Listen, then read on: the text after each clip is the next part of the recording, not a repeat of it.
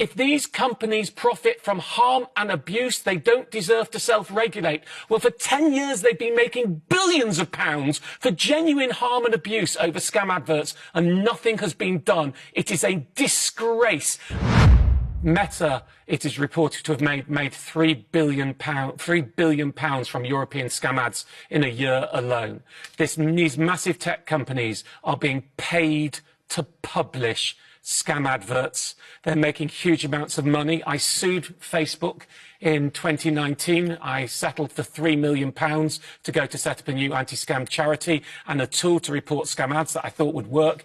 It hasn't worked. I campaigned and led the campaign to get scam adverts in the Online Safety Act, which we got 3 years ago. You say the Prime Minister talked about it yesterday. He didn't. He talked about a different matter. He talked about children and issues with children. They have fundamentally ignored scam adverts and the enormous damage it does, not just to people's finances, because scams, these organised criminals stealing people's money, are not just a financial issue. They are damaging people's mental health and self-esteem and incredibly destructive. If it's not too much, I'm going to read something I put on social media. I put on Friday, because I was, without any exaggeration, in tears on the back of this. Just got sent an email. The spelling was awful and it was quite tough to understand. Lower down, the writer explained she was 78 and her disability had stopped her being able to spell, so perhaps it's a stroke or something similar. I've tidied it and summarised below, changing some identifying details. She wrote, I invested, Martin, with Quantum when you first announced it on TV. I, of course, haven't announced it on TV. It was a deep fake AI video of me on social media. What an opportunity for me to buy my own flat. My manager there passed me through to a nice man who asked me for £350 more. By the way, this really took some tidying up to get there.